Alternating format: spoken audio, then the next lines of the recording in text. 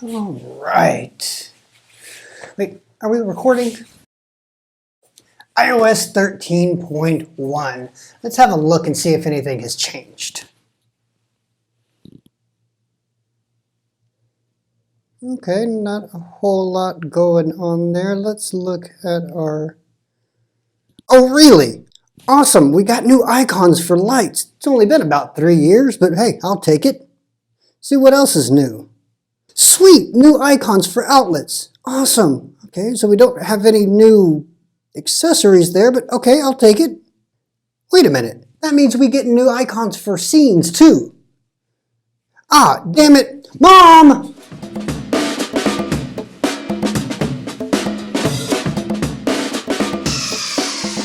Greetings Internet, it's Dustin again with my HomeKit Home, bringing you all things Apple HomeKit, from product reviews to how-tos to news, just like this one. So if that's something that you're into, go ahead and hit that subscribe button and the bell notification so you don't miss out on any of our new content as soon as it's released. Well, we're back in iOS 13 land again, this time looking at 13.1. So we did see some minor updates to Apple's Home app, and we'll look at the big ones that we noticed in the app so far.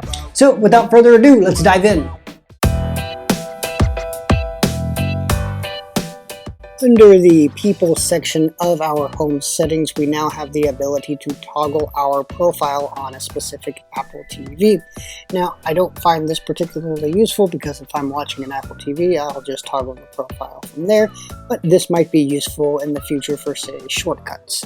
One of the things we did see here as well in one of the initial betas of iOS 13.1 was some more granular control for HomeKit camera access, but we'll have to wait for a future update for that one.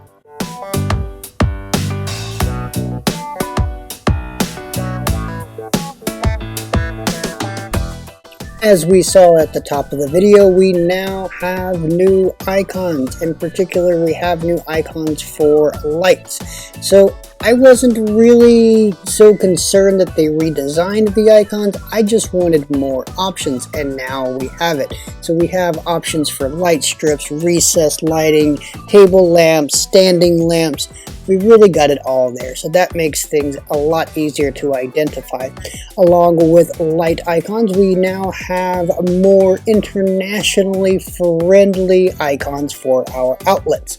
One thing I would have loved to see here is some different options for things that we might plug into a smart outlet, for example, a coffee maker or an air purifier, but I suppose we'll have to wait down the line for that one. One of the things that we didn't get to see, unfortunately, were new icons for our scenes, which is kind of a bummer. I would really like to see these really come alive.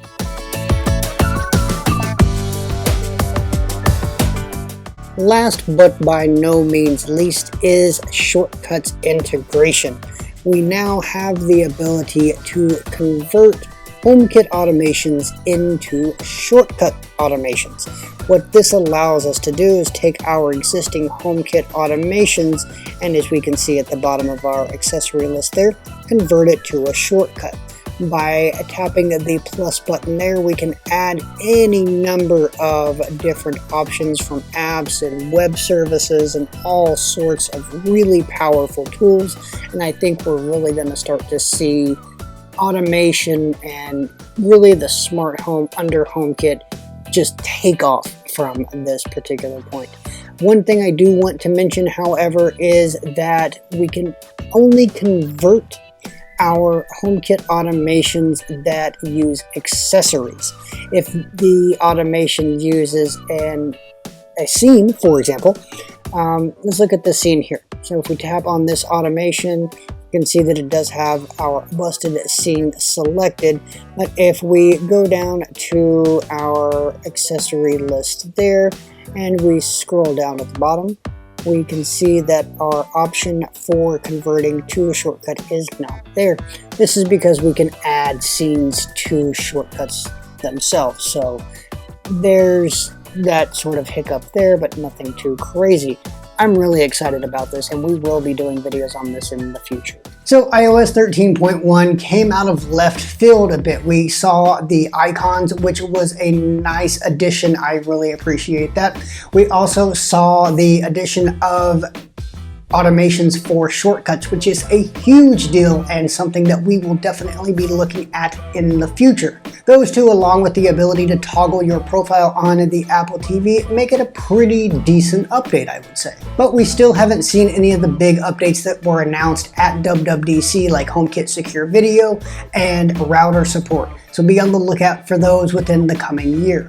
And you never know, Apple could surprise us like they did earlier this year with support for televisions in HomeKit. Well, that about wraps up another video. If you found it useful, go ahead and hit that like button. And if you found it really useful and you'd like more HomeKit related content, hit that subscribe button if you haven't done so already, as well as the bell notification so you don't miss out on any of our new content as soon as it's released. For even more HomeKit related content, you can check out the blog at myhomekithome.com and follow us on Facebook, Twitter, and Instagram at myhomekithome. Links in the description. I do thank you for watching, and until I see you in the next one, this has been Dustin with My HomeKit Home.